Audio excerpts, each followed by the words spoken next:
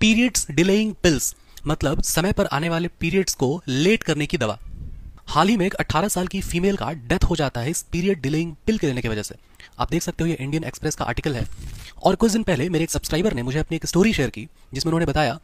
कि उनकी mother festivals के टाइम में पीरियड्स को डिले करने के लिए मतलब लेट करने के लिए पिल्स लेती थी, जिससे कुछ समय के बाद उनको कुछ प्रॉब्लम्स आने लगा और धीरे धीरे करके उनके ओवरीज में एक मेटास्टैटिक कैंसर मतलब एक ऐसा कैंसर जो बॉडी के एक पार्ट से दूसरे पार्ट में फैल सकता है, उसको बोलते हैं मेटास्टैटिक कैंसर। और नतीजा ये हुआ कि उनके यूट्रस को मतलब बच्चादानी को निकलवाना पड़ गया। तो अब तक आप लोग समझ चुके होंगे कि मैं बात कर रहा हूँ पीरियड्स डिलेइंग पिल्स के बारे में, जो कि कुछ फीमेल्स लेती हैं जब कोई स्पेशल ओकेजन, कोई फेस्टिवल, कोई पूजा अगर होता है घर में, तो उस पीरियड को डिले करने के लिए, उसको लेट करने के लिए। तो सबसे पहले हम लोग समझेंगे कि ये पीरियड्स डिलेइंग पिल काम कैसे करता है। तो हमारा फीमेल रिप्रोडक्टिव सिस्टम में ये जो ओवरी है, ये ओवरी हर मंथ एक एग को रिलीज करता है और इसी वक्त ये जो यूट्रस मतलब जो बच्चादानी है उसका लाइनिंग को ऐसे थिक बना देता है, मतलब मोटा कर लेता है, ताकि जब फर्टिलाइजेशन हो मतलब निषेचन की क्रिया हो और जब स्पर्म जब यहां तक जब पहुंचे और जो जाइगोट जब बने तो ये जाइगोट यहां पर अच्छे से आकर के अटैच हो पाए, इसे इम्प्लांट हो पाए, ताकि जो गर्भावस्था है वो इस बच्चादानी में अच्छे से डेवलप हो पाए। अब यहां पर ध्यान देने वाली बात यह है कि ये जो यूट्रस का जो लाइनिंग है वो लाइनिंग मेंटेन होता है एक हार्मोन के द्वारा जिसका नाम है प्रोजेस्टेरॉन। तो जब भी सेक्सुअल इंटरकोर्स नहीं होता है मतलब निषेचन की क्रिया नहीं होती है तो ये जो यूट्रस का जो इंडोमेट्रियम लाइनिंग होता है ये लाइनिंग इस वजाइना के थ्रू पास ऑन हो जाता है in the form of blood, जिसको हम लोग बोलते हैं पीरियड्स।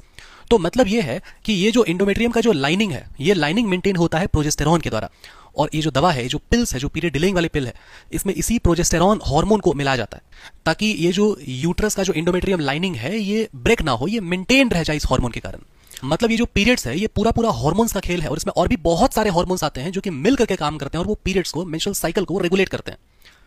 और आपने क्या किया, पीरियड्स डिलेइंग पिल मतलब आपने बाहर से कुछ हार्मोन डाल करके अंदर वाले हार्मोन को छेड़छाड़ कर दिया, उसको डिस्टर्ब कर दिया। और अगर हम लोग बायोलॉजिकल पॉइंट ऑफ व्यू से देखें तो एक फीमेल के लिए उसका हार्मोन्स ही सब कुछ है जो उसके बॉडी में नॉर्मल फंक्शन को, नॉर्मल साइकिल को रेगुलेट करता है। कुछ दिन पहले की ये बात है, मेरे एक सब्सक्राइबर ने मुझे एक और कहानी बताई जिसमें उन्होंने बात मेंशन किया कि उनकी जो मदर थी वो अपने वेडिंग के टाइम में, अपने शादी के टाइम में इस पीरियड डिलेइंग पिल को लिया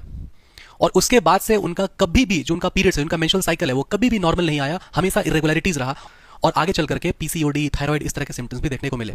हम लोग इस देश में रहते हैं ना जहां पर आज भी पीरियड्स के बारे में कोई बात नहीं करता, इस पीरियड्स को बहुत टैबू माना जाता है। लेकिन कई ऐसे राज्य हैं जैसे कि ओडिशा, वहां पे इस पीरियड्स को सेलिब्रेट किया जाता है एक फेस्टिवल के नाम से, इसको बोलते हैं राजा फेस्टिवल। वहां पर ऐसा माना जाता है कि उस वक्त जो धरती माता है वो मेंस्ट्रुएट कर रही है और वहां पर जो पीरियड्स वाली जो फीमेल्स होती हैं उनको as a goddess, as a devi उनको ट्रीट किया जाता है, क्योंकि एक फीमेल का मेंस्ट्रुएट करना मतलब ब्लीड करना एक डिवाइन पावर का सिंबल है जिससे कि वो एक नए लाइफ को क्रिएट कर सकती है, जनरेट कर सकती है। तो इस तरह के किसी भी मेडिसिन जिससे कि आपके बॉडी के अंदर के इंटरनल हार्मोन्स डिस्टर्ब हो जाएं, उनको इस्तेमाल नहीं करना है। मुझे और भी अलग अलग टॉपिक्स पे बातचीत करना है आपसे, जैसे कि आई पिल जो अबॉर्शन पिल होता है या फिर जो वाइग्रा होता है, इन सभी का क्या नुकसान है, किस तरह से बॉडी को ये बहुत बहुत हार्म करता है।